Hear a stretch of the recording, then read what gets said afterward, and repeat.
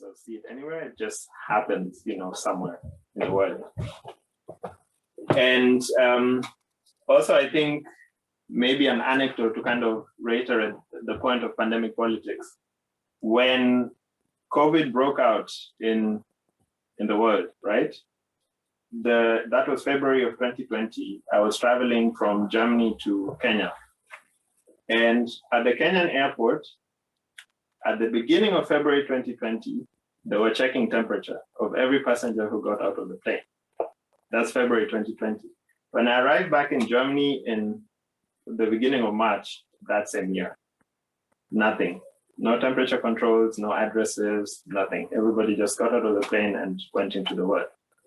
And this for me is a very, very small sign. Not to say that, we can tell anything from this particular story, but just to say the way in which we think about or react to pandemics is shaped very much by our previous experience of pandemics. So Europe's last experience of a pandemic was what? The plague? I don't know. Like it's big, almost centuries ago, right?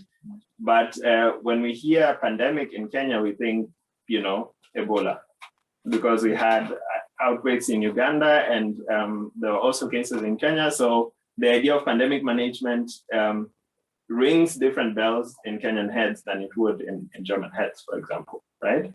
And this is not a comparison of how to say that the Kenyan strategy against COVID was better than the German or whatever. It's just to illustrate how certain terms are understood by different people based on experience. And then the last thing I will talk about is necropolitics-at-large. So this is the theoretical contribution that I am making here. And it's based on work by the Cameroonian historian Achille Mbembe. So he's Cameroonian, but he lives in South Africa, who wrote a book called Necropolitics in 2019. So the English translation. The French original was published in 2016. So if you read French, you can read the original, or you can read, there's a German and an English translation. I'm not sure if it's available in Danish. It's not yet. After this, it will be. Okay. So necropolitics. What do I mean when I say necropolitics? So Achille Mbembe defines necropolitics as the large-scale production of violence by political forces, right?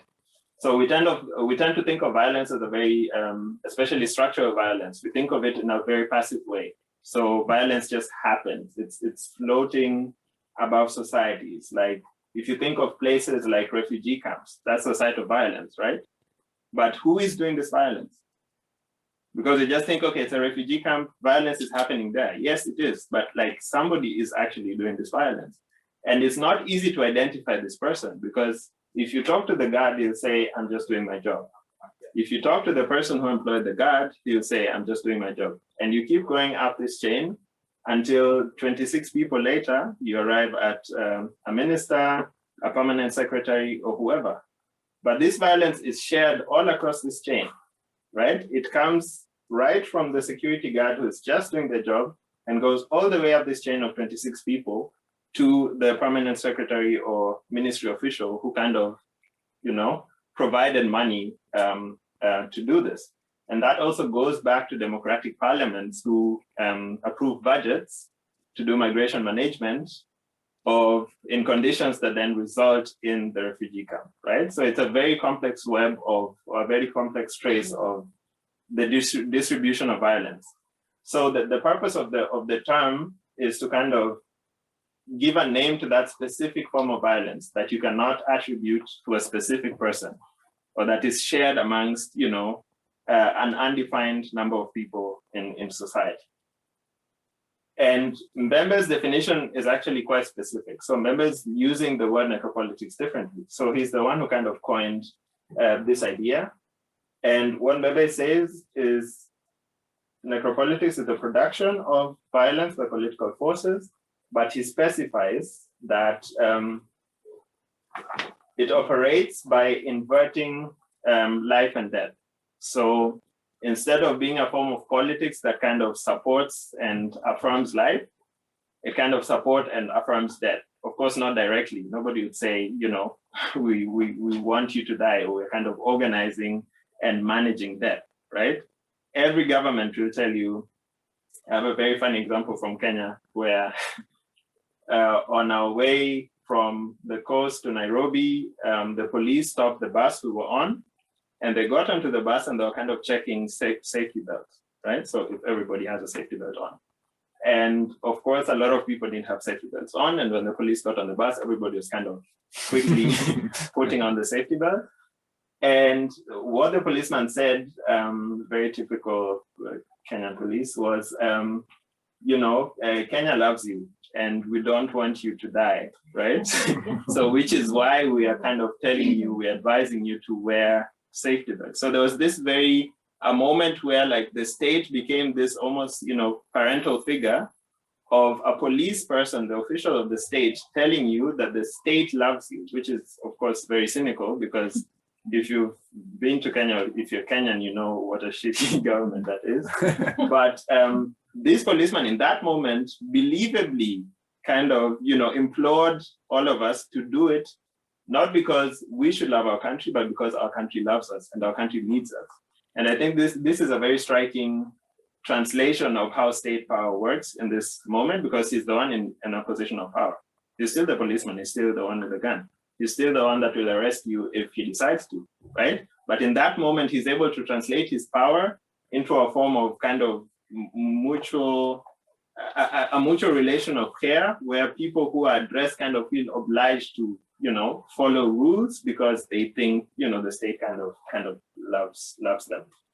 But I am making this point to mainly demonstrate that this relation of care that in this moment was articulated as love is then inverted in Mbembe's case into a relation where what is usually affirmed as a state, or as the job of the state to care for its citizens, is kind of flipped around and becomes a management of you know, the death of its citizens. So the state kind of acknowledges that they are overwhelmed with the pandemic, with corruption, with a disease, with whatever, and that they can only ensure that you kind of die in the most comfortable way possible, but they cannot prevent you from dying. I don't know if you understand what I'm saying.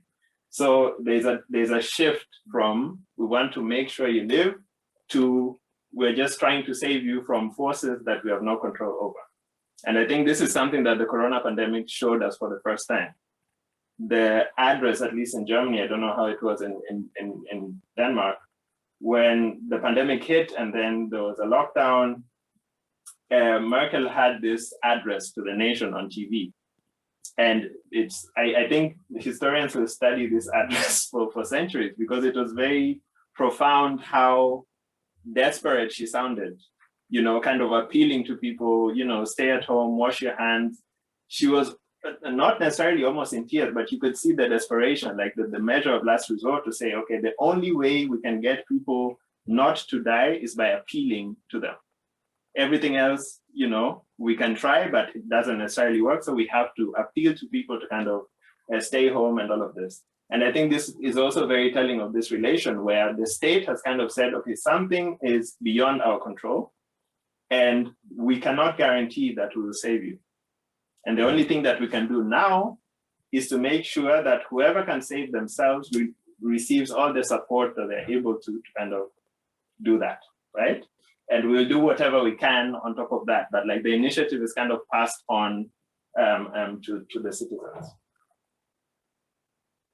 And the pandemic was also interesting. So the corona pandemic was also interesting in the way that it kind of put a lens on how sovereignty works, like how nation states work. So the idea of a nation state is we have borders, we have, you know, the government, we have the executive, legislature, and all of that. So the functions of government.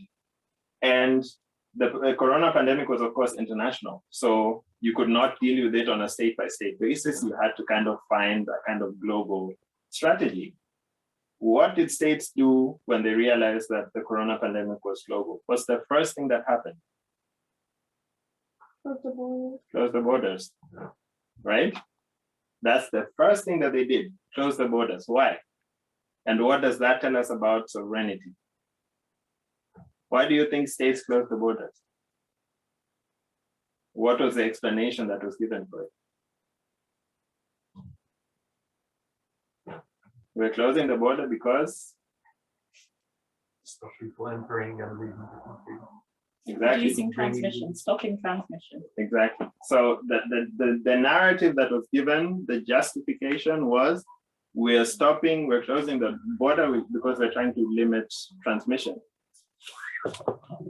If you look at the data of how many people travel between the regions that were affected by COVID at that time and at the beginning of the COVID pandemic, you will see that that number is very, very low. So of course there would have been transmissions by people coming back from regions of the world where this is happening. But the notion of closing the border suggests that the borders are open, that they're usually open, but now we're closing because Corona is happening and now, we cannot allow people in. But borders are not open. They haven't been open for the last, 20, 30 years. The last time that people could travel without visas was, I think, most of the world could travel without visas was the 1970s. When my parents told me that they could go to the UK without a visa, I was like, what? You could just go to the airport and get into the plane and fly to the UK. They were like, yes, that's what we did. I was like, what? I couldn't believe it, because in my age, in my generation, you can't just go to the airport and get to the plane. So the borders have been closed for about 30 years, right? So the idea of closing the border and emphasizing that we're preventing disease from entering by closing the border was, of course, from the government's perspective, to say, okay, we're doing something. We are trying to contain this pandemic by reinforcing the idea of sovereignty. But what does that do to those who are outside? And I think Australia is a good example in this case. The Australians who were outside the country were prevented from coming back home, and they had to pay 2,000, 3,000 Australian dollars to kind of quarantine. And the list was very long before you could get to that quarantine hotel. So what is happening here has a lot to do with sovereignty and the way that nation states kind of narrate the things that they do and legitimize the things that they do.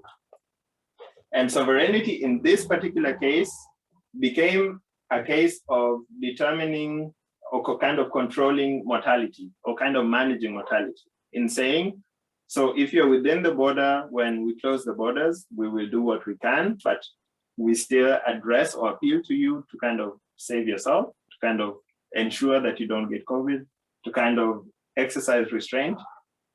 And to the outside world, like the websites were kind of updated, and you could see, if you go to the foreign office of several countries, it was like travel restrictions, you cannot enter country XYZ.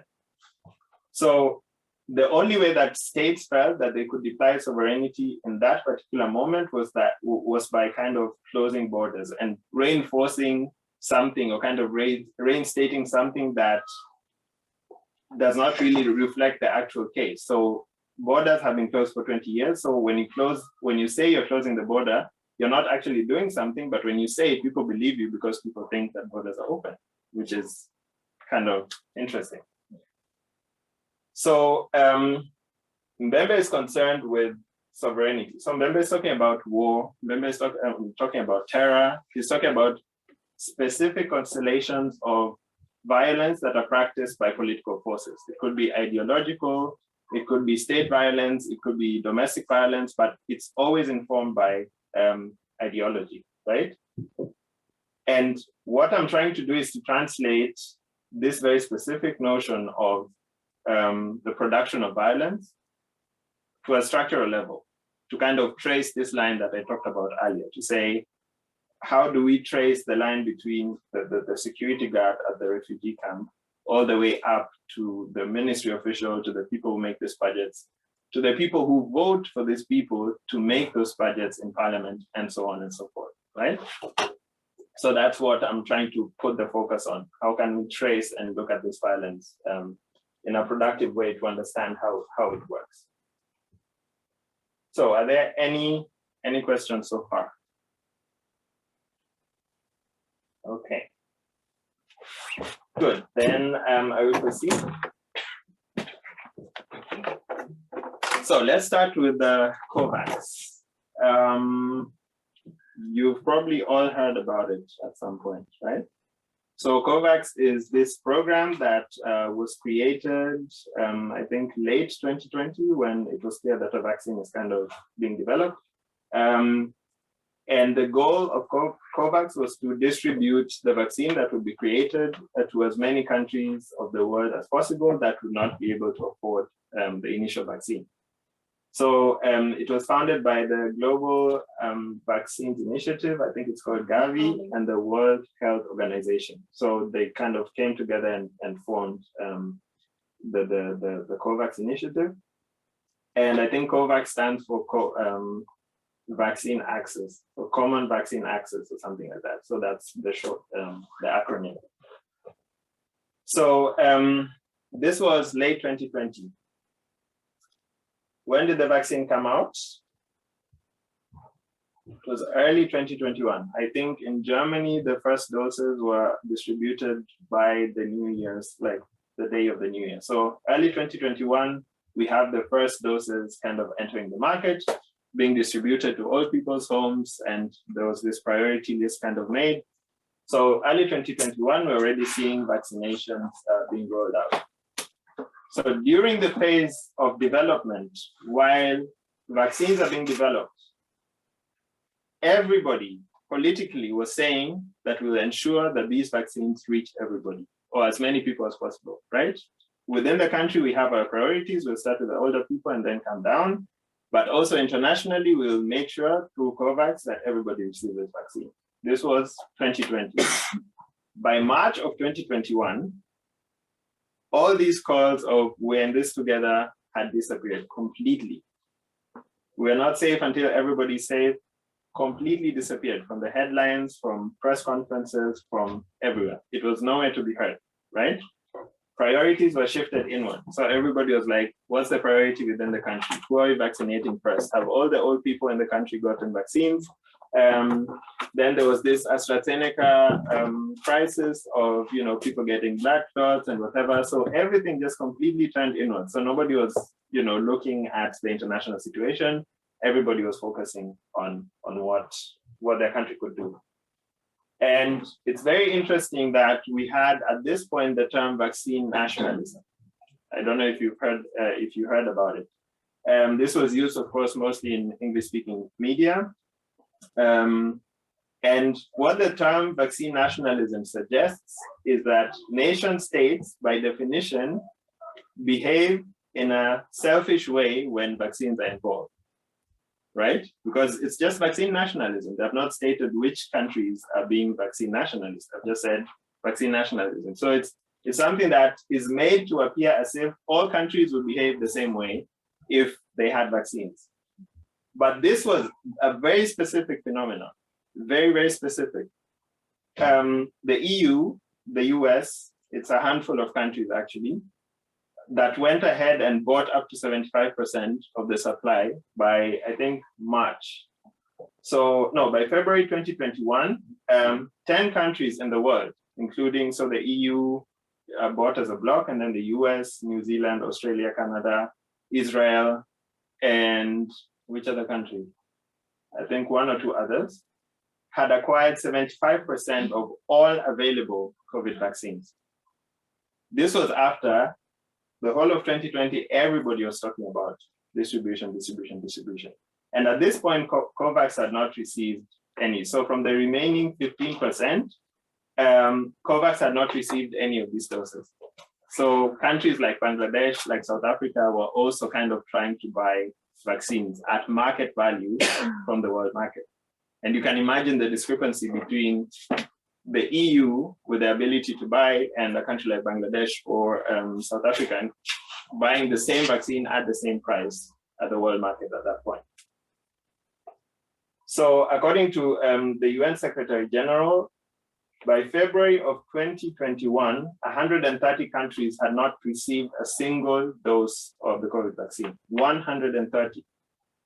That's more than about two-thirds of the world had not seen a single dose. Not even the president had gotten a vaccine. And I say this on purpose because presidents always get vaccines, right? They're always the first ones, at least in Kenya. So 130 countries have not seen a single dose. This is serious. This is unprecedented. This has never happened before, right? So it just shows you not that the market itself, because usually you say, okay, whoever has the money can buy it.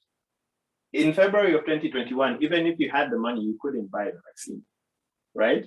So this is the scale of scarcity we're talking about. So for most of the world, any hope of accessing COVID-19 vaccines rests on Covax. That's the first point. So all acquisition of vaccines for a lot of countries depend on this facility. And we already know now, we knew then, I think in February 2021, it was already clear that most countries would receive vaccines in 2024, right? At that point, in February 2021, we were already talking about, the third wave and the fourth wave and like booster shots and all of these things. And 130 countries have not received anything. So by mid-2021, we had accepted, okay, there's like vaccine inequity. It's not being distributed equally. We said we would do it, but now, shit has happened. We have to focus on, internal priorities. So most countries just focused on internal priorities, and then the kind of summer in Europe and the US was quite good because a lot more people are getting vaccinated. Less and less people are kind of dying of COVID. So the topic kind of shifted or kind of slid away from public discussion. And all the lingering calls, all the promises that were made about vaccine distribution were kind of, abandoned. And I want to read you a quote by the EU Commission's, Denmark is part of the EU, right? Yeah. By the EU Commission's Commissioner for Trade. So the Commissioner for Trade in February 2021 mentioned that we bought all we could get. Like literally, this is quoting at a press conference, yeah? We bought all that we could get, and we already had contracts with several distributors that we were able, to compel them to deliver in a timely manner, right? So this is not even a secret. So the EU itself was admitting how vaccine distribution or how vaccine development happened. And the contracts for development, that means if you receive money from the EU, a particular amount or quotient of the vaccines you're producing had to be delivered to the EU. And then the EU could decide to distribute them to further. So this was all very clear. And for me, what is notable in the whole Covax case, from the promises to distribute everything fairly to Europe literally just buying everything from the market, for me, what is very striking is that at some point it was automatically taken as truth that the global South would have to rely on donations because the price, if you had money, you couldn't buy anything. So everybody who had bought vaccines was kind of expected to be nice enough to kind of donate some of them to the rest of the world. And I think this is very problematic on several levels, right? So if we have come to a place where it's a lethal, raging pandemic all over the world, the WTO has repeatedly, Covax was initially part of that effort to say, we have to distribute this equally from the beginning. And the reason why the World Health Organization did this is that there's a long history of things like this happening, right? And that's what I'm getting into in the rest of my talk. So there's a long history of things like this happening. The COVID vaccine was not the first time that this was happening. And the WHO had actually tried in the 1970s to kind of find a solution to this problem, that when medicine is released in the global north, it will take anything between 5, 15, 20 years to arrive in the global south. when we know that if I got a suitcase and bought the medicine here, I could deliver that medicine to any country in the world within 24 hours. But this medicine always takes years and years and years to get to the markets of the global south. And even in cases where those markets are the ones who need the medicine the most. One example is, of course, South Africa, which is still has the highest rate of HIV/AIDS infections in the world. And the first time that HIV antiretroviral medicines were available in South Africa was 10 years after they were introduced in the US. 10 years, right? Within a HIV infection, 10 years is the difference between life and death. Because 10 years is the time it takes between getting infected with HIV and developing AIDS. So these 10 years could have saved millions of lives. But this didn't happen because trade rules, which is what I'm getting into now. Any questions? Okay. So,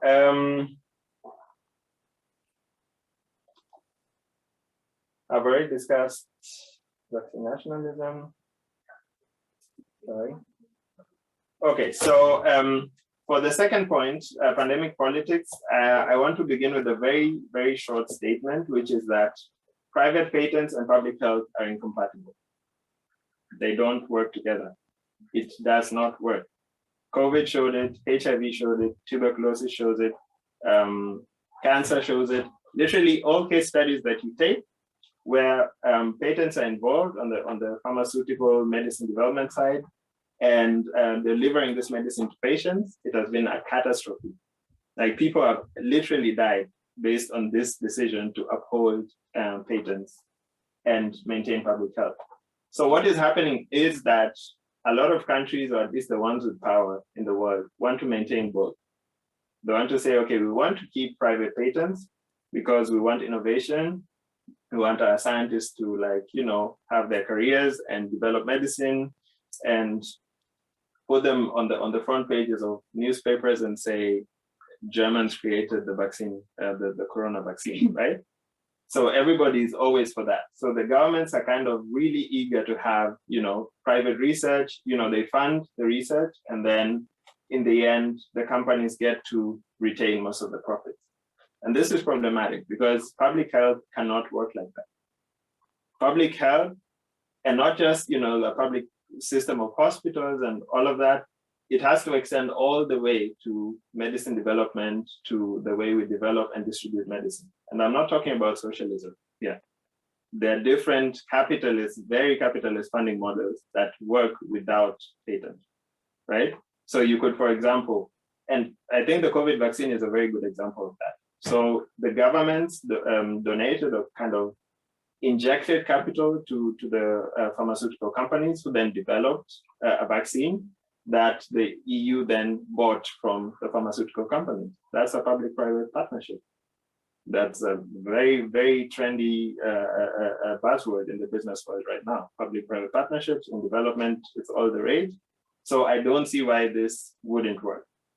And patents are very new. So 15, 20 years ago, patents for medicines, at least, did not exist in the way that we know them today. And all of these changed in 1995 when the trade-related aspects of intellectual property rights agreement was introduced to the World Trade Organization. So the World Trade Organization, almost all countries of the world are members in this organization, and it's based on contracts, several contracts. And one of those contracts is the trade-related aspects of intellectual property rights.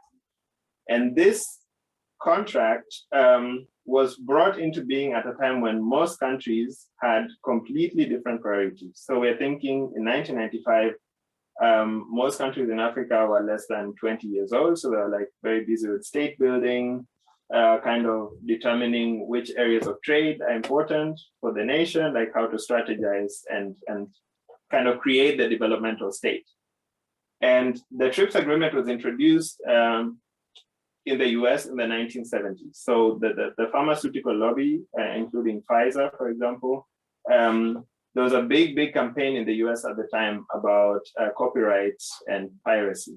So the idea of piracy, that if you copy your CD on your computer and burn it at home, that's then piracy, and then it's illegal, all of that. So the discursive creation of the idea of piracy was happening in the 1970s in the US.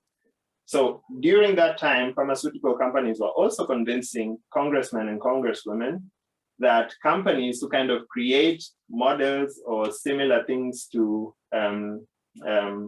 brand medicine are also committing commercial crime. So this, before that, it was not a crime. Like you could, you know, if I see this nice sofa and ask a carpenter to kind of recreate it, I could just sell it, right? So I would not be kind of sued because of patent violation.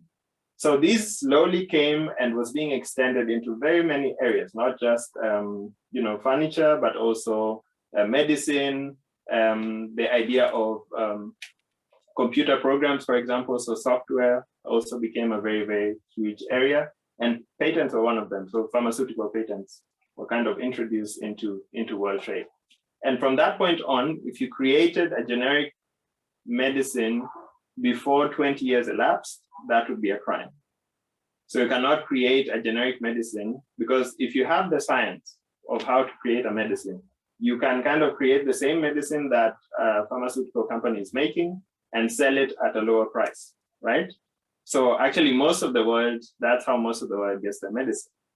So some companies in India buy a tablet from a Danish apotheker pharmacy, and then they take it to their lab, and then they reverse engineer it back to its contents, and then they recreate the tablet.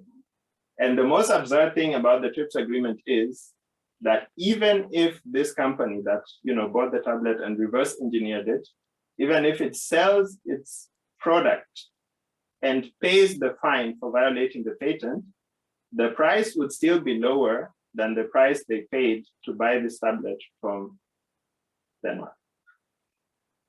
I don't know if you're understanding what I'm saying. So if I buy a tablet in Denmark for 5 kroner, for example, reverse engineer it, sell it to my customers and pay the fine, I would still be selling at 2 or 3 kroner compared to the 5 kroner that I bought the tablet with in Denmark originally. So that's the difference. It's not a few cents, it's actually a significant price drop. And so according to the TRIPS agreement, you cannot do that. So it's illegal to do that. Even if you know, even if you have the knowledge to solve or to create medicine, you cannot use that knowledge as long as somebody has a patent on this particular way of creating this medicine. So even the procedure itself is patented, right? So not just the tablet itself, but like the procedure, the way, the experiments that you have to do, the tools that you have to use, all of that is like covered. One academic uses the term of cocoon. So if you can imagine a tablet, like it's covered in cocoons of patents, like so many different patents that are kind of protecting it. And that becomes a problem, because if we wait for 20 years, if we had waited for 20 years, it might be the case, I don't know. If we wait for 20 years until some countries in the world can receive a vaccine for COVID, I don't know what kind of, you know, we really don't know what that would look like, right? It would be catastrophic, because within 2 years, we've seen the effects of the pandemic. So for public health, patents are really, I don't want to use the term dangerous, but I think it's very clear that it becomes very tricky in terms of saving lives and maintaining public health when patents run for such long periods. So patents run between 10 to 15 years. So you have to wait for that long for you to create generics. So when I speak about necropolitics-at-large, I'm kind of referring to these very procedures where something, a very simple, relatively simple decision can save so many lives, and yet we don't make this decision. And we were so close, because I'm sure many of you heard about the TRIPS waiver discussions. And this, I'm sure for many people, is the first time that they were hearing about TRIPS ever, right? Because TRIPS is a very, only weird people like me think about TRIPS in their free time. So it's not something that you discuss on a daily basis at the dinner table. This is a very abstract international contract. And yet for a few weeks this year, the possibility of actually waiving TRIPS for the vaccine was on the top of the political agenda. And yet, even then, we still did not do it. Not even for 2 weeks. We still didn't do it. So there is a very, very stark difference, or a very, very stark rift between we are in this together of 2020 and the refusal to waive patents for the COVID vaccine in 2021. These are the same people, like literally, Angela Merkel was the same person who was saying in 2020, we need to make sure that this medication gets to where it's supposed to get. And the same person who's still in office, not even a year later, is presented with the opportunity to do exactly that and refuses. Because why? Innovation, right? And that was the answer that Angela Merkel gave. She said, we cannot stop, we cannot waive patents because that would be damaging for innovation. So what is that? If we think about it, so what is this decision of saying we need to distribute, and then I tell you to distribute this medicine, you need to do this, you need to waive the TRIPS. And then I present you that option, and then you say, no, it's hurting innovation. I don't know any other way to kind of describe, that disconnect between, the intention of making the vaccines accessible and the outcome of refusing to make them accessible, even when that option is presented to you. And I think Necropolitics-at-large, in the way that I'm using it, refers to this kind of routine structure of violence, right? So it's a very routine thing. So a lot of so-called world leaders make decisions like this on a daily basis. You know that your decision will kill people, but you're like, yeah, do it. Frontex, should we send one more ship to the Mediterranean? No, we don't have money for that. Should we allow private ships to patrol the Mediterranean and save, whoever is swimming? No, that will encourage more refugees to come. What these decisions do is that instead of the way they're rationalized, people are dying. Like with every single decision not to send a ship, with every single decision not to waive a patent, people are dying on a daily basis, right? So I think this is what we need to bring to the table in terms of discussing structural issues. It's not that something abstract that you do and then its effect is kind of evaporates in air. This is like it has actual material consequences, right? So that's why I'm using Necropolitics-at-large to refer to this very routine and people don't even think about it anymore. You just make the decision and then, things happen. And with Necropolitics-at-large, as I said in the beginning, we see it at the border, we see it during pandemics, and it's met with, more or less, people just do like this, like, yeah, it is what it is, right? That's how the world works. And it's like, no, that's not how the world works. Like, there are so many different options that we could try to make sure, or at least to attempt and make sure that not as many people die as are currently dying based on decisions that we make.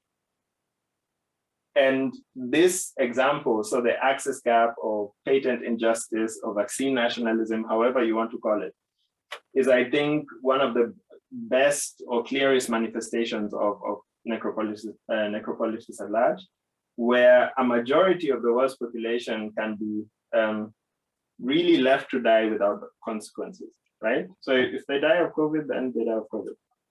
It's what it is, yeah? And if we look at a microcosm of what this does, and this is what I'm doing in my PhD. So I'm looking at the case of South Africa and how many people actually died in one decade based on the decision or the structural problems that prevented medicine from being available in South Africa. And I don't have numbers yet, and that's also not the goal to say, okay, so and so many people died. It is just to say, like, with every single decision and with every single year that passes, that this decision is not made, people are dying. Like, it has material consequences on life. So my thesis is that this is, a manifestation of necropolitics that works through political forces, global political forces, where nobody really feels accountable because it's like, it's a consensus. The international community did this and that. Who is the international community? Because when you say it like that, of course it makes sense, international community. Who is this international community? Who was at the table when this decision was made? What are their names? Do they have children? Right? So let's think about who we mean by using such terms, which kind of obscure, who is actually doing the violence, right? And the effects that these decisions actually have, right? And so if we're looking toward a more, if we're looking toward pattern justice, if we're looking towards a way of reacting to pandemics that's not just closing borders, because that's a very, very weak way to react to pandemics. Because if we refuse to deal with the patent waiver now, we'll have to deal it in 3 years when the next pandemic comes. I'm not saying I'm a prophet. It could be 10, it could be 20, 100, I don't know. But this decision will come back to us again and again and again and again until we do something, right? So it's pandemic politics is really, because right now we are reacting to pandemics, even though we know that the likelihood of them increasing in future is very high. The likelihood of the severity being, the rates of mutation and whatnot are very high. I mean, even just India's experience last year, was it last year or this year? This year. This year. I mean, most of us have forgotten about that. But for that week alone, I was like, wow, like this is where we're actually at, right? This is where we're at when, a pandemic can rage like this, and we still find the courage to say innovation is important. Of course, innovation is important, but people cannot be losing their lives like this when we can make decisions that can ensure that they get some form of relief. And I'm not just talking about philanthropy. This is very political on all levels, right? So this is politics. This is not even activism, development. This is like hardcore politics. How can these people make these decisions in our names, right? Because the person who is raising the voice at the WTO and saying Denmark proposes a TRIPS waiver was elected most likely by you in this room, right? So with what legitimacy are these people making this decision on our behalf? Because I know very many people in this room who would say, I wouldn't have made that decision.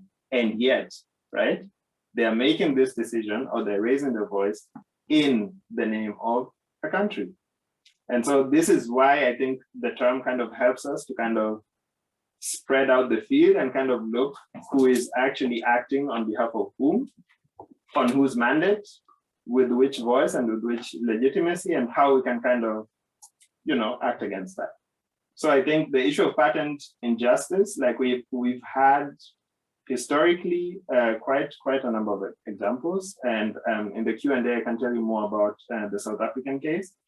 But I think it's quite clear that we need to do something about vaccine justice as a political issue and on an international, transnational level. Because as we can see, if politicians can hide behind the international community, then we need to organize internationally for us to say, well, that international community you're talking about, we don't know what you mean, because we also met on Zoom and decided that we don't want this to happen, right? So kind of counterbalancing this narrative of the international community or like world leaders. Who appointed you as a world leader? Like when did we have elections for people that we want to lead this world? And so people speak a lot. I think politicians, especially in the pandemic, spoke a lot about the world, where the world just basically means, Washington calls Berlin and Paris, and then the world has decided. No, most of the world did not decide or would not approve of this decision. So I think it's very important for us to have that in mind. So I think I'll stop here for now, and then in the Q&A we can kind of get deeper into the discussion. Thank you very much.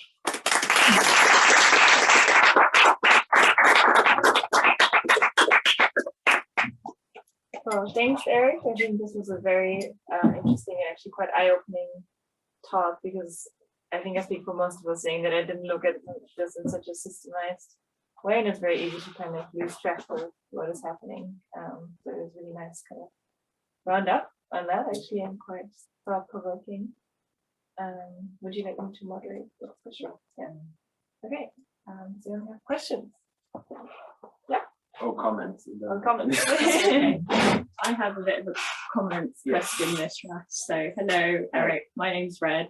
I'm actually an epidemiologist with a PhD in public health, so I have heard of TRIPS.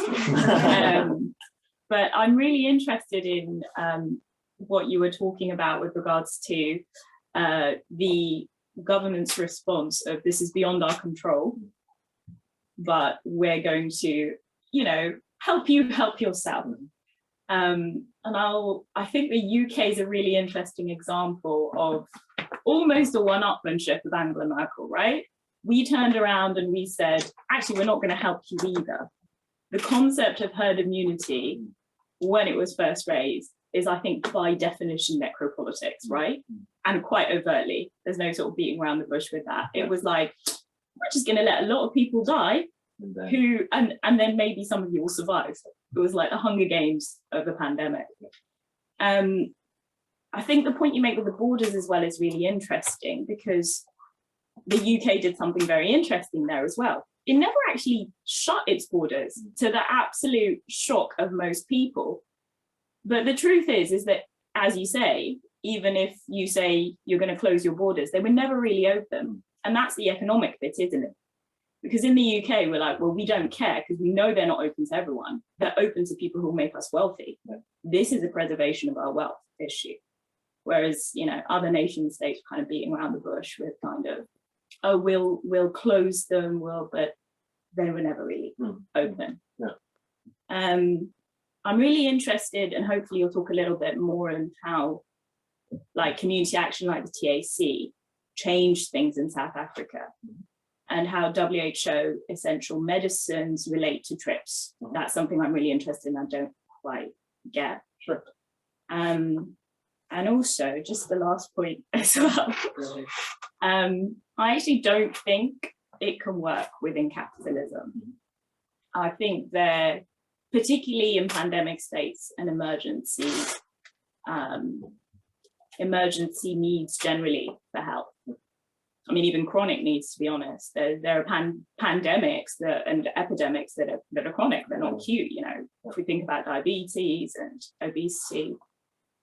So it's just not going to work without a fundamental, and I think deeply anti-capitalistic model for distribution and creation of medicines to start with. And I know that's a bit, you know, antagonistic, but no, it's not. But I'd be interested to hear your thoughts on how these things can actually work with capitalist models. Okay, let me begin with what you mentioned, the TAC. And I think that the story of the TAC is very, very interesting in terms of politicizing all of this, right? Because so all of us right now, like, we're super drained and depressed about this story, right? And I'm not one of those people who like ends on a positive note to kind of encourage everyone, not me. But I still think that the story of the TAC is very instructive in terms of how we convert these feelings into politics, like serious politics on all levels, from activism to the boardroom, like all levels, right? So I don't know where you all work in your daily lives, like where you spend most of your time. Like, this is a cross-sector issue. Whichever room you're in, you need to talk about this issue, right? And of course, at first it will come, you know, it will be weird because it's like we're talking about something else, blah, blah, blah. But it's important. And let me tell you why, based on the story of the TAC.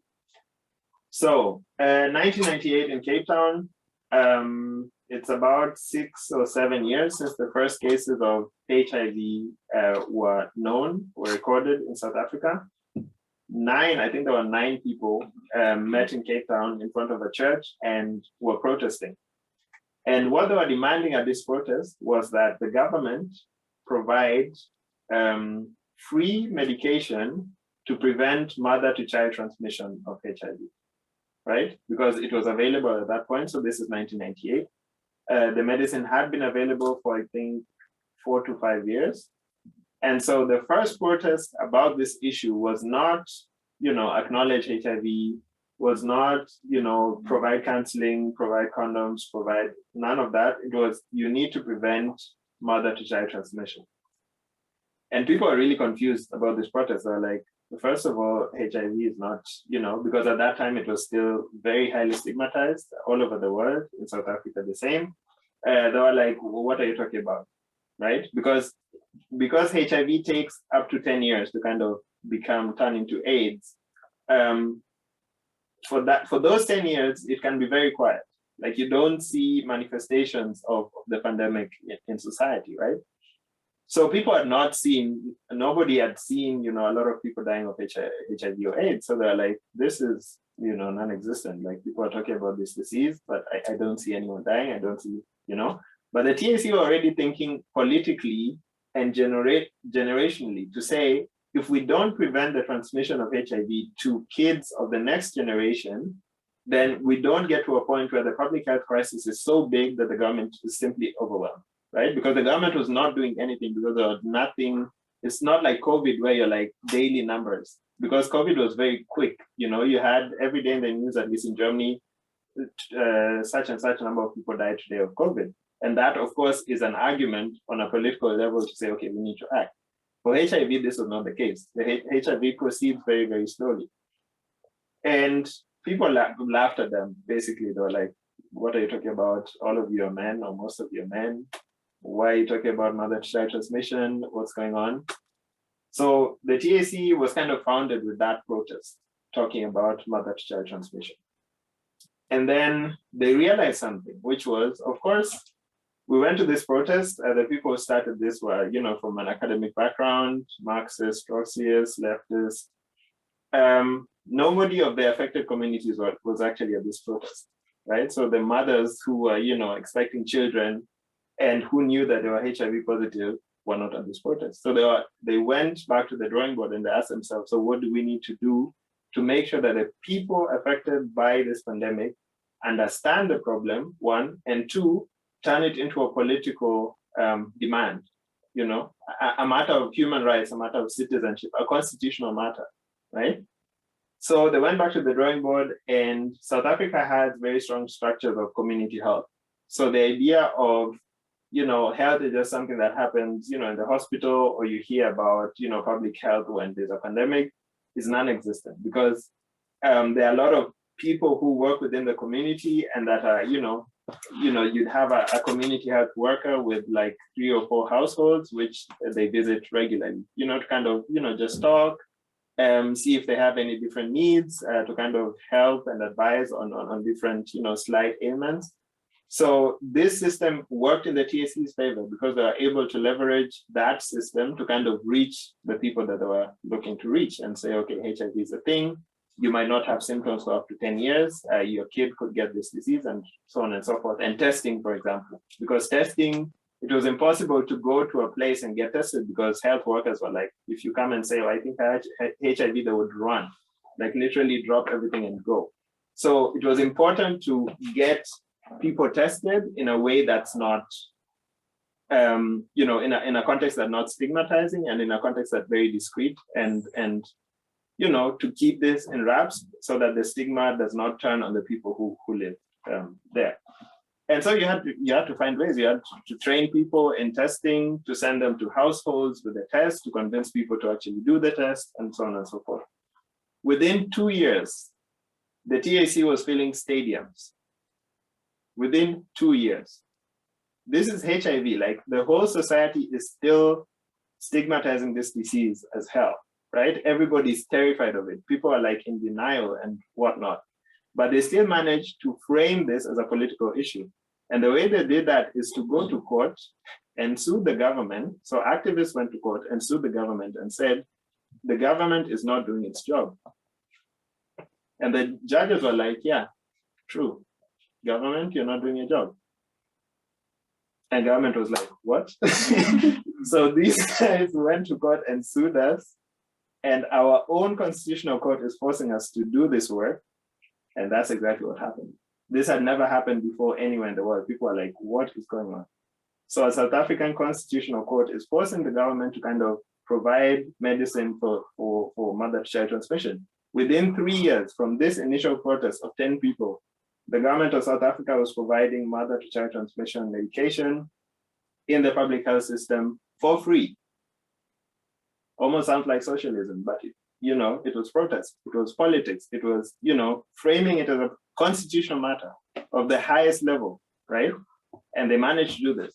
This would continue several years. So the TAC kept going back to court because they realized, okay, the only language that this government understands is constitution, right? So they took the Bill of Rights, the South African Bill of Rights, and the right to health, and used that as a bashing line. Whenever the government would try and resist anything, they would say, okay, we're going to court on this basis that you're not providing health to your, and basically using this premise that I told you about the policeman earlier, this, we love you, and it's our job as a government to take care of you, saying, okay, it's your job. If you acknowledge that that's your job, then actually do your job, right?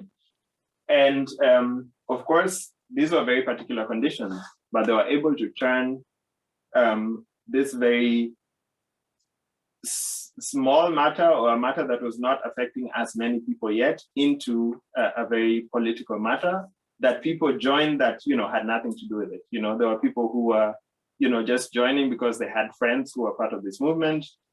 There were people who knew the activists in the group and they're like, oh, this sounds like a good cause, let's do it. Winnie Mandela joined the cause. And as soon as that happened, of course, everybody was like, okay, anti-apartheid, Winnie Mandela, we're in, they joined. So even Mandela himself was part of the campaign. Like, he was wearing this HIV positive t-shirt to kind of counteract the stigma, one, and also to put it on the political agenda and say, this is important, right? So that's the first thing. One of the things that the TAC did in terms of highlighting this patent gap was that when they were going to conferences in the US, in Thailand, in Brazil, they used to go with suitcases and buy medicine, generic medicine from Thailand and Brazil, come back to South Africa with it and kind of smuggle it through border control, right? And then the next day they would hold a press conference and say, we want to confess something. Yesterday we arrived back from Thailand with these 3 suitcases. Each of these contains 6,000 tablets of a generic brand of medicine. And to afford these 3 suitcases that we bought in Thailand for 300, rand, we would need to spend in South Africa, we need to spend 20,000 rand. So they were like, their communication was like cutting edge to say, we'll not tell you, we'll show you. We'll actually smuggle medication from Thailand just to show you in terms of suitcases, because it's a different thing telling somebody, oh, this is very expensive, to actually showing somebody a suitcase and showing them what, the tablet that you'd be able to buy based on the same amount of money, right? So their communication kind of worked, and people understood why this was an issue, not just for HIV, but for all other medicines. And people understood this issue and kind of campaigned and joined against it. So the World AIDS Conference in 2001, I think it was a very big moment of mobilization, because the World AIDS Conference was in South Africa, and they took that opportunity to kind of mobilize people and show up to kind of put this on the international agenda. And it did reach the international agenda. The WTO started talking about it. There was the Doha Declaration of TRIPS and Public Health from 2001, which would not have happened without this very strong mobilization. So it kind of worked.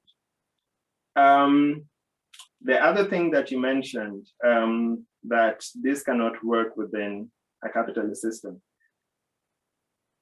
Somehow, yes, I agree. Actually, I agree fully, right? But I also know that it's almost impossible to get it done otherwise, right? So the kind of compromise that I'm suggesting for the meantime is just to waive or to remove medication or medicines from the patents agreement. And it could be a waiver for 3 weeks. It could be 3 weeks every year, we waive patents on whichever medicines were produced that year. It could be, we could find creative ways of kind of dealing with this. But what is very clear to all of us is that it cannot work the way it is right now. It's not working, right? It's not working. And I know for politicians, I think the kind of interest behind, innovation, and politicians also need to kind of ask the hard-hitting questions, because you can't, a businessman can't just come and tell you, hey, we need the innovation, and then you say, okay, yes. Because of course, businesses want to earn money, that's no secret. But at the same time, we have populations, we have communities who have to live on this medicine. There is no alternative, right? So what's the point of having, people are throwing away doses of vaccine that are not being used. We are already at that stage. We're actually throwing it away rather than really just shipping it to a different country. So we are so focused on this, rules and kind of contracts and all of this, while losing sight of what's important. Because the people who do this research and create this medicine did not create it for it to end up in some warehouse somewhere where it was flat. They created it so that people could use it and kind of, save lives. So I understand that it's not necessarily possible within a capitalist system. I just think we need to take people to task about the publicness of health. So when we say public health, what do we mean by that? If we mean public health, then we need to go public all the way, like all the way to the beginning of, vaccine development, medicine development. These are actually political demands that you can put to your representatives, right? So these are not things that are, from space. These are actually doable things to say, well, if it's public health, then let's be serious about public health and do it all the way. So I think from my perspective, that's, for the meantime, that's something that can be done to kind of prevent this kind of, reactionary pandemic politics of closing borders and letting people die and herd immunity. And these things would not even have happened if public health was already a discussion beforehand, right? So if we were already talking about public health in the way that we're now talking about public health, the government would not have gotten away with claims such as herd immunity or whatever. They simply wouldn't, because everybody would have said no, right? But people didn't know. And I think the discourse of the COVID pandemic was very, in parts also pseudoscientific, because people are throwing around like very big scientific words without really explaining what they mean. So people are, even in street conversations, like you'd hear people using terms and I'm like, that's not really what it means, but okay. Right? Because we were fed with so much information, so much statistics, data, words, and people felt that they knew something, but a lot was still not known. For a lot of people, we didn't understand because it was coming at us at a very, high speed, and we were kind of desperate to kind of know, we were grasping at whatever we could get. But these are discourses that have been happening, right? Public health is nothing new. This is something that has been discussed over and over again. And the case of, privatization, which has happened across the world, right? So a lot of, privatization has happened in the health system. In Europe, I think many countries are still relatively stable, but even here, privatization has been a big factor of why, the response to COVID was in parts very disastrous, because hospitals simply didn't have money. Or, people, they didn't have enough staff, they're not paying them well enough, they didn't have, all of these. So these are effects that have been going, they're not new, they've been there for quite a while. So we need to address them with that sense of both that they're historical and that we need to address them now, because the future is going to have more of what we've seen already, right? So that's, I think, the political incentive for kind of dealing with these problems, to say, well, this is not, we got lucky this time, yeah, at least in Europe. The next pandemic is not going to be as easy. So we need to kind of start now to build a very strong foundation for whatever's coming, right? And that's also reactionary in some part, but it's a bit better than what we already did. Yeah, sorry, long answer. Thank you. It was a long-winded question, much appreciated. Thank you. Anyone else? Yeah. I just wanted to say, actually, thank you for giving us this presentation. I really find it inspiring how you brought it down to, to our ground. And it's, like so many of us, I don't know, like we are studying something similar, or, like working in similar fields. But what's important here is to bring it down from the abstract pattern side to the action where actually we could push and organize towards a way how we can solve something like this. And yeah, I think it's just, this is what's important that so many of us understand how we can just trace it back as well. And just a tiny bit of I also want to just come up with an example. So I'm from Hungary, and there in last April, I think during the massive periods, they came up with a law which basically forced every single hospital to clean up their beds, 80% of their beds in the hospitals. Unfortunately, all the hospitals in Hungary are kind of working as social homes as well, because there are no real social care, which meant serious amount of people were sent home. I know, like a friend of mine's granddad just died basically 2 weeks after he was sent home from hospital care. And it also happened, like, it's just, I just tried to compare a tiny bit, like how we were talking about Angela Merkel's patent, like saying, and then how to connect, like the vaccine, and people are dying if they are not receiving it. It's only just a patent. But when it's also, when it's clearly about people in your neighborhood sent home from the hospital, and that was I think the moment when I personally really understood how it's a crime against humanity. Absolutely. Absolutely. And I think your example is very, very striking because of the way politics talks about health as if it happens in a socially and politically empty vacuum space. Like, people talk about health as if it's just, I don't know, some abstract thing that is nice to have, but it's not.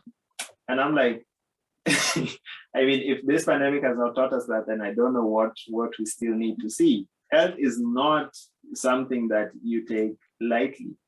And especially from a social and political perspective, like, health is so much more than being healthy, right? Health is fundamentally social. It's also fundamentally political. So if we think about, and this is also a connection also to, climate change and the social and political determinants of health.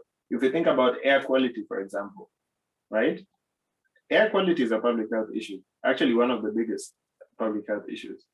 And the truth is that for Germany, at least, the streets with the worst air quality in the country are where, migrantized people in Germany live, right? And it is not because these people are particularly, they grill every day or whatever. It's because all the roads of, passing there, all the, like, the way the space, I can see this book here talks about, some of those qualities of space, how space is created to create conditions that make us sick in some way, and that is not seen as part of, Necropolitics-at-large, because we don't think of the creation of space as something that has to do with public health. It's like space is space. So this looks nice. This, those are the criteria according to which we are in space. But space is also deeply social and political in the way that it affects our well-being in that particular space. So when you mentioned this hospital where, it was working as a social, of course, people knew about this. The people who work at the hospital know about this. The patients know about this. Their families know about this. But some politician in the capital city would say, okay, is making a technocratic decision without really thinking about the social consequences of that decision and speaking to the people on the ground to say, so what would be the effect of this if we actually did it? And this is what I had wished from world leaders when they were talking about TRIPS waiver and saying it's impossible. Did they ask what would happen if we did it? Nobody asked. Because if they had, I would have been called to the Bundestag. Nobody called me. Nobody else is working. Very few people are working on this topic in Germany. And I started my PhD in 2017. when nobody was thinking about TRIPS. I was like, what is TRIPS? HIV Act is what? What are you talking HIV? I thought, HIV I thought was non-existent, right? So these were very distant topics. And for a few months in 2020, I lost my mind because everybody was talking about TRIPS, and I was like, oh my God. Shut up, because whenever I hear TRIPS, I'm like really attentive. So my attention span was like really stretched, and I was getting migraines kind of focusing on all the headlines and all the stuff. But I was also happy about it because for the first time, people kind of realized, the connections between, politics and health. And another aspect of the question that I forgot to answer, essential medicine. This discussion is not even new. And the beauty of international organizations is that they keep records. So go to the WHO page and look at their discussions from 1970 to 1976. This was all they were talking about. Day and night. The WHO was very, very keen. They had a list of essential medicines, and so specific medicines, so specific brands. And they said these specific medicines have to be waived from patents because we have to ensure that they are available to all people, because these are the diseases that are killing most people. So this was a discussion that was happening. The reaction of world leaders to this discussion was to shift the forum. They said, oh, the WHO is becoming a bit vocal on this patent stuff. Oh, let's take this to the WTO. So they just basically moved the discussion from one room to the other, and then created a contract in the other room to make sure that this discussion would get nowhere. So there was no time. Let me remind you, the TRIPS is a founding contract of the WTO. To join the World Trade Organization, you have to sign the TRIPS agreement. Otherwise, you're not a member of the WTO. So you can't be like, excuse me, I'd like to know about your policy about patents before I join. It's like, no, you sign first and then you join. Then we discuss everything later. That's how it works. So TRIPS was already set in stone before, joining the WTO. So when they shifted the forum from the World Trade Organization, where there was kind of space to discuss it, to the World Trade Organization, it was like, okay, when we shift, everything is done. You join on this basis, on the basis of a common agreement. It's not common because somebody wrote this contract. It was not a consensus, right? Yeah. I was just thinking about your example from South Africa and having a bit of a hard time linking it to the situation here, for example, where you're saying basically there you're protesting that your government is not doing what they're supposed to do for their citizens. Yes. And they change or they do it. But that would somehow be linked to exactly what the Danish government would then do of saying, oh, let's harvest as many vaccines as we can for our citizens so we can live up to the responsibility we have to our citizens. I find it difficult to link to how we then, in a global situation of how European countries are supposed to take responsibility also for when then they're doing exactly the same as you put as a positive example in South Africa, where they're really doing what they're supposed to be doing of taking care of the citizens. And then, does it make sense? Yeah, it does. It does. Yeah. So this was a question I also grappled with at the beginning. So I was really struggling to find this link. So how did, very local, very specific activism become a global movement, more or less? And the short answer to this would be to say that when they went to the South African government, so there were always, so you have to remember that the government of South Africa at the time was an ANC government. The ANC is a group, ANC at least until 1998 were former activists.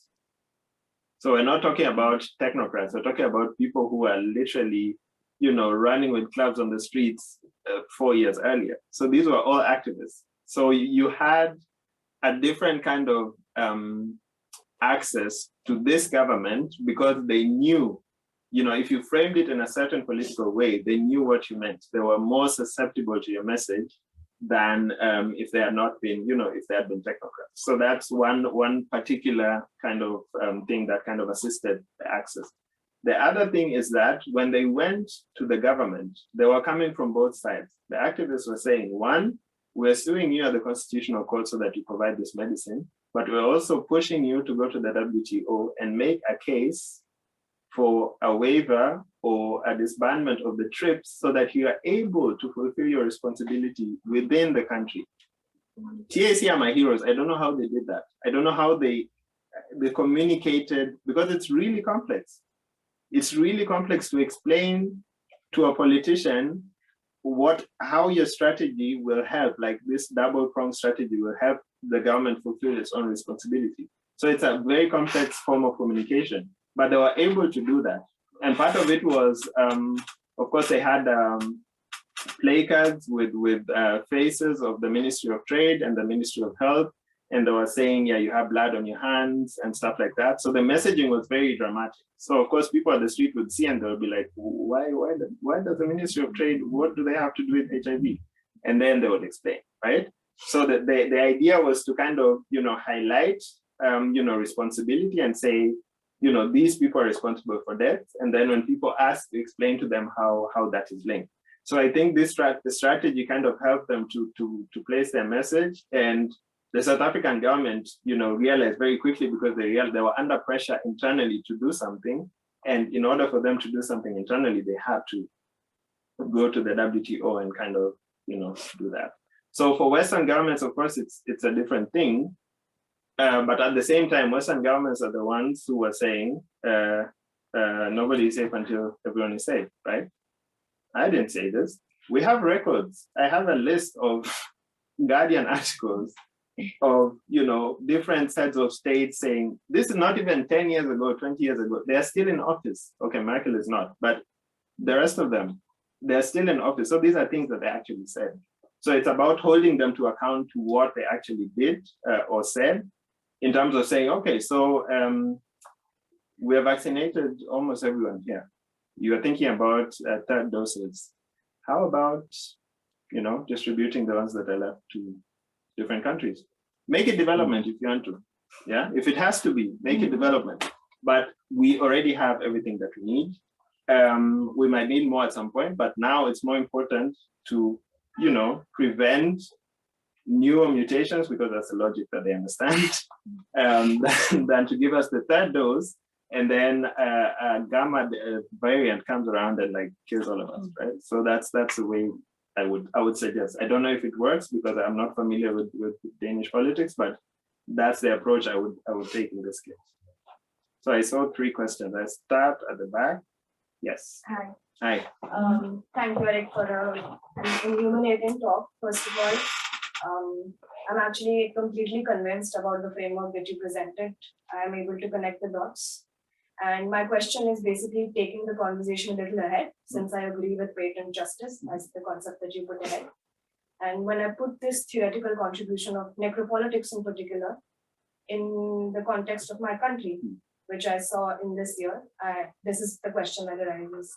So basically, it was clear that what India experienced in terms of what is called the second wave, but the wave never went down, so it was just a wave. Yeah. This year was because of mismanagement. Like you said, the government did not place order for vaccines in the right time. The production suffered from multiple bottlenecks, because of which a lot of avoidable deaths suffered. A lot is like an understatement. Thousands of lakhs of avoidable deaths. But what an interesting aspect that I saw afterwards, rather very scary, was that when distribution actually started to take place, because India produced a vaccine in the home country as well, and then we had the capacity to distribute the population in distinct geographical spaces, people actually lost trust in the government and what government products, whether it was public infrastructure provided medicines, vaccines, there were images and news articles that I was reading from my home village, where people were literally running away from homes and public healthcare workers were coming with vaccines to get them vaccinated. And honestly, this vaccine hesitancy, it was not just because of rumors and people saying that, okay, people don't know enough about COVID vaccine, but it was actually a representation of a rejection of a public infrastructure that failed to deliver at the right time. So the placement of the distribution, particularly after how the pandemic affected India, makes me think about that scenario in the necropolitics context, that when you have this system in a country where health has not been treated seriously as a public investment thing. Like budget, not enough funding has gone into it, not enough investment has gone into it for years and decades now. Like necropolitics has been functional in this sector for 2, 3, 4 decades since independence. So in that scenario, what are the insights that you have on the relationship that the person shares with the state that has weak institutions? The person shares with the health infrastructure, which is half public, half private. People already know that now when you go to a government hospital, your chances of survival are not as high as, just taking a loan and rather going to the private hospital. So here when I look at distributional challenges on the ground, this aspect of a lack of trust in a weak public infrastructure comes to my mind, specifically in the global south. So if you have any comments. Sure. I don't know if you're familiar with Partha Chatterjee. He was part of the subaltern studies group and is a professor at, I think, Columbia now. He wrote a book called The Politics of the Governed. I would recommend this book specifically to you and to everybody else. Because what I find very interesting, that's why I kind of kept emphasizing politics, right? Because we often think that, politics, we often think of politics in a very top-down kind of way, right? And especially when you feel powerless and you're like, okay, this politics is not working. I think we had election season in Germany now, and this was the sentiment that a lot of people are saying. So of course I'll go and vote, but like, I don't feel like politics is actually, working or doing anything. And this is where politics of the governed come in. It's not that you're apolitical, you are doing politics every single day of your life, all of you. Even those who say, oh, I'm not political, you're doing politics, right? So you look at what you're doing, whatever you're doing, look at what you're doing and how you're organizing, how do you talk about health matters in specific rural communities in India, for example? How is health usually talked about, right? What do? Do they have like a mutual fund when somebody gets sick? How do they transport people to hospitals? Do the doctors come? Is there like an element of like alternative medicines? All of that, you need to take all of this into consideration, because it's not like these people have just been living and, dying of colds, right? They have ways of dealing with health challenges within the community. So it's taking these things seriously and kind of institutionalizing them to enable, not just infiltrating them to kind of assist you to distribute your government-sponsored vaccine. No, it's institutionalizing the things that are already working. And a lot of governments struggle with this, especially in the global south, because in the global south, the idea of government is a very European one, right? So you think government should work like this. Government is an office with a table and a chair and somebody in uniform with a picture of the president at the back. That's not government. Those rooms are always empty and ghostly for a reason, right? You enter that room and feel the ghost of government existing in that room, because that's not where the politics is happening. The politics is happening elsewhere. So look at where the politics is happening and how that politics is working, and then institutionalize that. And that is also a part of decolonization, right? So if I give an example, for example, of Ghana. So you had in the pre-colonial period, you had like a specific, so chiefs had their own kind of, they're not chiefs, they're actually kings, sorry. Kings had their own kingdoms, and there was like a queen mother who kind of, they were matrilineal. So a queen mother who kind of was the court, head of the court, and a council of elders and all of that. So you use such, because they still exist, right? They still exist. So you use such structures and go and ask, so how do you organize health issues in this community? What did you do when, there was an Ebola outbreak, if that has happened in that community? What did you do when there were floods? What did you do? Find out what happened in those contexts, and then institutionalize that to ensure that when the next pandemic hits, you can use those institutions that are homegrown. Nobody imposed them on these people. They're already doing it before. So they're just supporting something that's already ongoing. So I think that for me is key to kind of dealing with, hesitancy of public, because the government has been ignoring these people for what? Some people have never seen a government official in their 30 years of life. And then the first government official they see comes with a needle and says, hey, do you want a vaccine? Are you serious? I'll be like, hell no, I've never seen you. Like, wait, you can't do that, right? So you have to really rely on the structures that already exist and the trust systems that already exist, because we don't take people's agency seriously. And that's political sin number one. You cannot just ignore people's agency and be like, yeah, you know, we're the government, we decide. That's not how it works. You have to take people's agency seriously and take what they're doing in their daily life seriously and use that to kind of channel whatever you want to make sustainable in anticipation of similar challenges in the future. So Politics of the Governed, recommendation for all of you. Very easy to read, very funny as well, but really shows how, you know, politics works in a way that's not top down, but rather bottom up. So kind of use the bottom up structure that already exists to kind of, yeah. So you and then you and then you. Yes. So I'm from France, and there I believe it's part of the constitution that the government can actually waive patents for public, I don't know, public health, for example. Yeah. But they didn't do it, and they were also closing down hospital beds both before the pandemic and during. So if the role of the government is not to take care of the health of the citizens, for example, or take care of its citizens, what is its role? Maybe nowadays or through, like in recent history, has there been shifts, something like that? I mean, Achille Mbembe would say to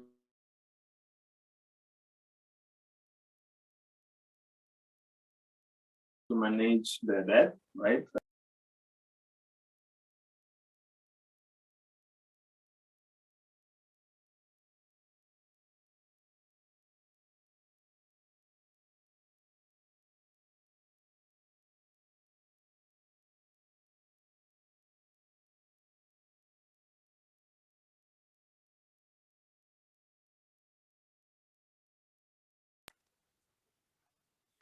Government would allow homeless people to sleep in heated subway stations, right? And this went on for years and years. I think it was about 10 years. And then the government changed, and the new government installed kind of, you know, locks on the subway station doors to kind of prevent that from happening. And this is like the perfect necropolitical decision, because what does it take from you? You don't even have to see these people because they're chased away at 5 a.m. every morning, right? But they have a place to sleep every evening. And it's a problem that's not going away just because you decide to shut the train stations down. It is still existing. So I think necropolitical decisions, or to kind of answer your question, I think a lot of these happen in ways that we do not see. The pandemic was one of the ways in which, you know, it became suddenly a bit more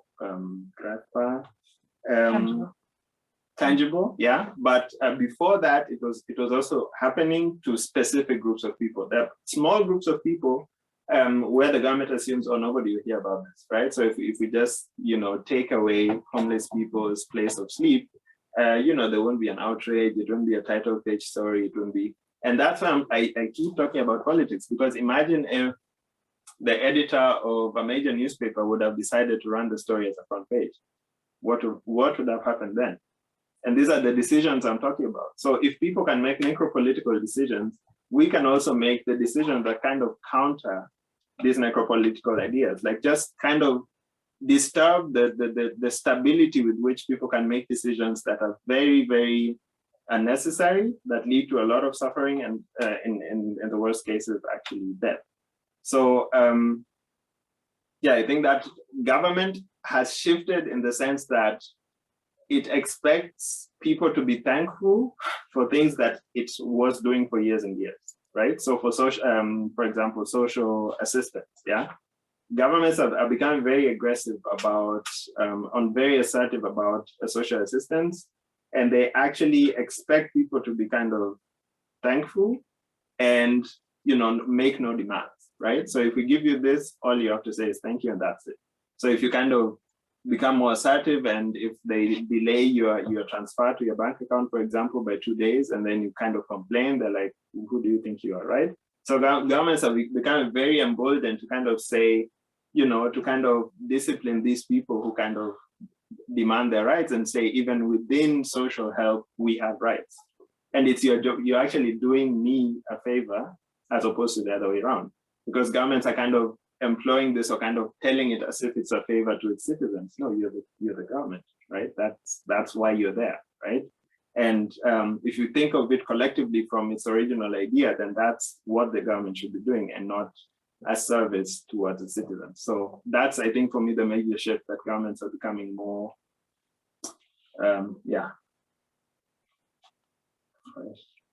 I'm trying to look for the English word. Autocratic or authoritarian? Technocratic in some ways, and they just resist criticism because they think that they're doing people a favor, and that really isn't the case. Governments are here for us and not the other way around. Yeah, thank you again for the talk. It cleared a lot of questions in my mind. For the past year, I work in Reaction. We have kind of find a pattern that the Danish government are donating the vaccines to specific countries that they also want to work with on specific migrant-related issues. Like the Danish government, they want to keep, that's like the highest priority, is to protect, close the borders for migrants. Have you traced any patterns in what we in here call vaccine diplomacy, something that, because now I think there's like a storage room for 40 million vaccines located 8 kilometers from here, which they used to send to Morocco, Kenya, and Rwanda, where they want to build a refugee camp. So I think this example just shows you the very complicated layers where, so one, we deny you vaccines because we buy everything and hoard it. And then instead of being ashamed of that, we use it to kind of bribe you to do things for us. Because that's essentially what it is. Because they're saying, look, we chose you, Kenya or Rwanda, out of like 60 countries that we work with, and decided to give you this vaccines, right? So this is an instrumentalization of, and I think a lot of African countries, like we don't hear this enough, but they actually, call out this bullshit sometimes. They're like, no, go on YouTube and look for like, the Namibian president. There's a very, very, very funny video of when the German president went and visited the Namibian president, and he was talking about development aid and what Germany has planned for the next year. And the Namibian president was like, this is more or less bullshit, right? And these things happen, right? So governments are always trying, especially Western governments, are always trying to sell things as development that actually should be one, either reparations or other forms of kind of atoning for all the shit that happened during colonialism, right? So when governments use things like these as strategic currency, they should expect resistance. Of course, in many cases, it will not come because these governments know that this is the only way we are going to get vaccines. And so it's always a weighing game between, okay, do I want vaccines or do I want to be the bigger person here? It's a very difficult weighing game because if you don't have any other way of accessing, so that's just to address the power imbalances within the international system, then of course I will take whichever vaccines they offer me, even if it's AstraZeneca and I know that people might die based on taking this vaccine. So in terms of vaccine diplomacy, I think that's definitely an issue because a lot of countries are seeing that as an opportunity. I mean, China was one of the earliest countries who started, flying in huge vaccine donations and filming everything for everybody to see, like very big signs of China vac or whatever on the label, making sure that everybody saw that China has actually donated PPE or vaccines to a specific country. So I think China kind of kickstarted this because there was skepticism about their vaccine initially.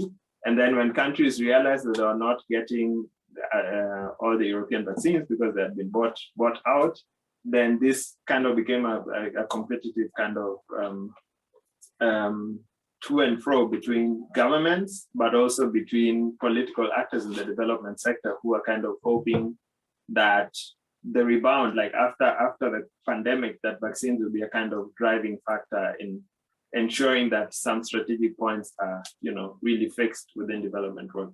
So it doesn't surprise me, and I think it will in fact increase the more dire the situation becomes, because a lot of people are still not vaccinated. So when countries get desperate, it will become problematic. A thing I forgot to say earlier was for the AstraZeneca vaccine, 2,000 South Africans took part in the clinical trials, right? And South Africa was asked to pay double the amount of what the UK was paying for this vaccine. So the UK was buying this vaccine at half price when the country whose citizens took part in the clinical trial were being asked to pay double. This was sometime, I think, September, October 2020. Yeah, they were being asked to pay double for this vaccine. So it's yeah, the question. Okay. Yeah, I have a lot of questions, but I'm going to start with two. One also connects to Matt's question and what you touched upon in saying that which countries are nice enough to donate the vaccine. So I was wondering, what are the elements of sort of othering, but also just structural and colonial racism in this, like inequality that we see, and the politics that are being done about this. And then the second question is more academic in that sense, because in one of the articles you write that Necropolitics is the book of the shifting hour. And I was just wondering how you would kind of apply necropolitics to other political crises that we see today. Okay. So for the first question, where to start? So I'll give you an old example from 2001. All of this is available online. That's why I love parliaments, because they write everything down, like everything. So all the parliamentary debates where bullshit is talked about, we have records, we have receipts, right? So US Congress, 2001, they're discussing HIV/AIDS in Africa. And one commissioner of USAID, USAID is the development agency of the US government. One commissioner is talking about how it wouldn't make sense to, I know, dog. It wouldn't make sense to introduce an ARV program for the African continent, because ARVs are very complicated and complex medicines, and Africans wouldn't know when to take them because they don't have clocks and they rely on the sun to tell the time. So if we tell them to take medicine at 10 a.m. and 3 p.m., they wouldn't know the time because they don't have clocks. This is US Congress. This is not like a table discussion with friends. So this is something somebody is saying whose job it is to actually deliver ARVs to the African continent. So this is the level of mediocrity we're working with at commissioner level. This is not an intern, right? 2001. Fast forward to 2020. Two doctors on French TV talk about how we should test the vaccine, whichever vaccine was being developed at that particular time, on the African continent, because that test would be a bit more successful or accurate, because there's no PPE, there's no social distancing, people are still shaking hands and hugging each other and whatever, which again, completely ignorant and not based on fact. And the third thing is, and this is I think the most astonishing, oh, please watch this.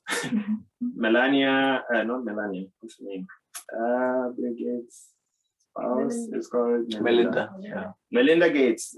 This is what keeps me up at night. Enter that on YouTube and watch the video.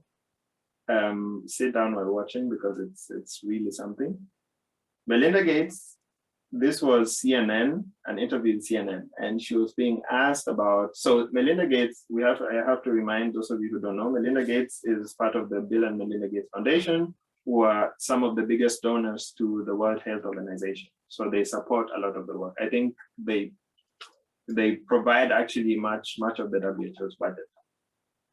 So she's being interviewed on CNN about the vaccines that are kind of financed, and she was saying, yeah, we have a few candidates that are, running and that we think will be successful. And then she's asked about, you have to watch this. It's harrowing even today, just thinking about it. Pictures are being shown of her, in Africa, like with black babies and kind of helping them and tucking them into bed and whatever. And then she's being asked about the effect that she thinks that COVID will have on the African continent. And she says, she actually clutches her pearls, like holds her chest like this and says, it will be horrible. There will be dead bodies on the streets, like it will be a mess. I cannot imagine the impact that COVID will have on the African continent, right? 2 weeks later, the New York Times writes an article that's titled, The Continent Where the Dead Are Not Counted.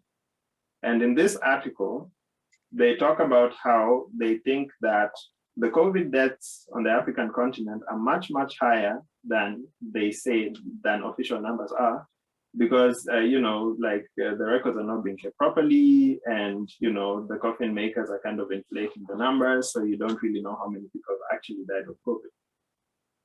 So all of these cases have one thing in common.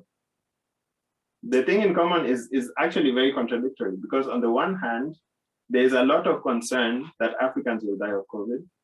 And on the other hand, there is zero initiative and zero kind of effort to make sure that that doesn't happen. In fact, instead of effort, there's surprise when Africans are not dying as they should be. Because how else do you explain a headline that says, the dead are not being counted properly? Like, what is that? Why are you accusing people of not counting their dead properly as if they don't have any other things to do during a global pandemic, right? And these are all happening within okay, the first example was 20 years ago. 20 years later, we have 3 sets of examples, and those are only 3. I could list 15 others, of cases where there's a very paternalistic and blatantly racist. So the Congress report I was telling you about, it goes on and on. So this is just one example. The one I told you about, the Time, is the least racist of them all.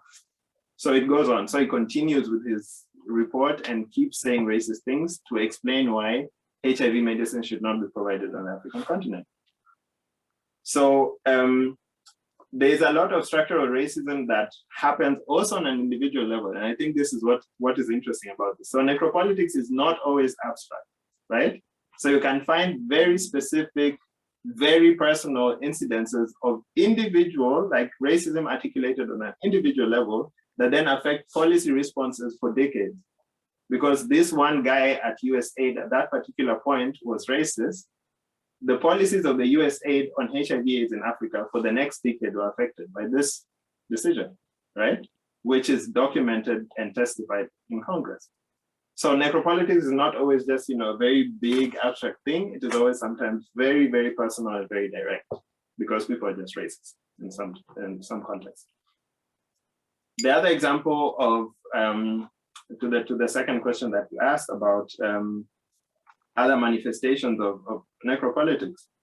One is the one Mats just mentioned about, vaccine diplomacy to kind of ensure migration is kind of held back. The other is the disappearing of, do we even know how many people have disappeared in the Mediterranean? Do we even have numbers? Actually, there's a book that was published last year of the names. It's a book as thick as this one, like this big, of names of all the names of people who have perished in the Mediterranean that are known from 2015 until 2020, so 5 years. And it already filled a book like this, and that's only maybe like a half or a third of all the people who have disappeared, right? So if you want to think about necropolitics, I can only say Mediterranean. Like, that is the premier site of necropolitics today, that, the Haitian border just 2 weeks ago, of people being whipped from a horse. Like, I don't know if you saw that. Do you see that? Like the US border management agency kind of whipping or kind of removing disbanding a refugee camp of Haitians at the US southern border. And the pictures were, they could have been from 1760, like straight, without, you don't even have to do photo editing. Just take a picture from 1760 and put it right next to it, and it's the exact same picture, right? So that's another example. There's also the examples of the story of tomatoes in Europe. Tomatoes in Europe, like whenever you see a tomato in Europe, you're right in the center of Necropolitics, right in the center. Because what's happening in the south of Spain, how these tomatoes are being offered all the way up here for like not even 60, or at least in Germany, they're very cheap. I don't know how prices in Denmark are. It's incredible. And even the organic ones, or the supposedly good ones, are still, it's despicable. People have no papers. They have to work for hours and hours on end. Some people collapse on the field, working during the day.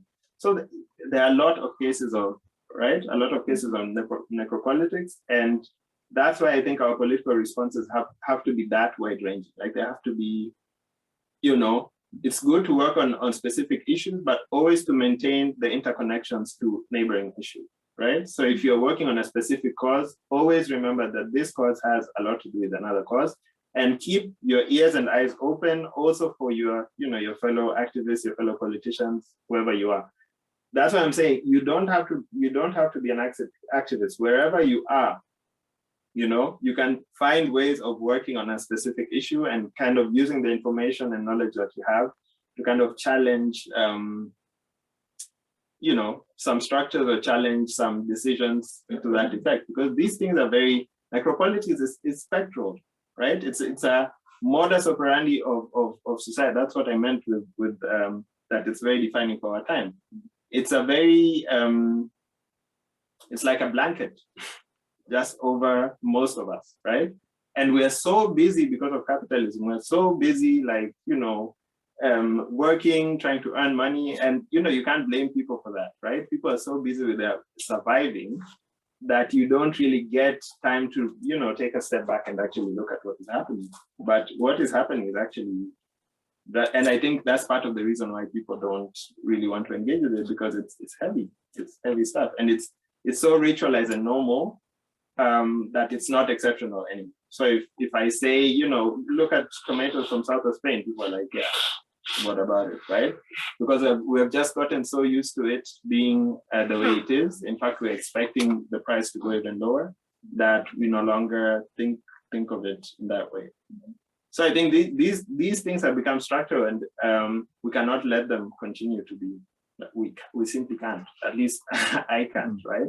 So we can't just assume that these things are normal. And I think in some ways, of course, listening to the human stories on the one hand is important, but always remember there's always a link between each human story to a decision somewhere, also by a human who is not stupid, who went to Harvard and Oxford and whoever, right? These are not stupid people. They understand quite a lot, right? But still the decisions are made in ways, and these are not unintended effects. We know very well that if we don't send a ship to the Mediterranean, people will die. We know that's a statement of fact, and still we don't do it, right? So these are things, these are exactly this divide between, intention of Europe being, defender of human rights and winning Nobel Peace Prizes and what have you, and what actually happens on the ground, which is like starkly different from what is expected. So I think necropolitics is, as a term, kind of helps us to capture, the vastness of this thing, and kind of helps us to also channel our politics to be as, as vast as the thing that we're confronting. So, yeah. Well. Yeah, I think that was exactly 2 hours. Yeah, so thank you for coming. We will have more Thursday talks throughout the fall, some in English, some in Danish, but you can always check our Facebook, Instagram, Twitter for more knowledge. I think that was very inspiring. So maybe applause.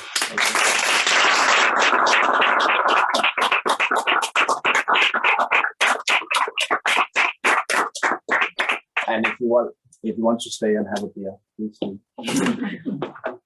Thanks for coming, everyone. And if you want one-on-one conversation, I'm open.